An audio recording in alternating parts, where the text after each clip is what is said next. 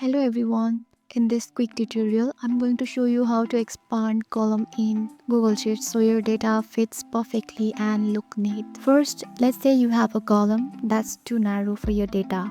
To expand it, simply hover your mouse over the line between two columns later, like between A and B. When the cursor turns into a double arrow, click and drag the border to the right. This will make the column wider and all your data will fit neatly inside. If you want Google Sheet to automatically adjust the column width to fit your data, just right-click the column. Later, select Resize Column, then choose Fit to Data. This is a super quick way to ensure all your content is visual.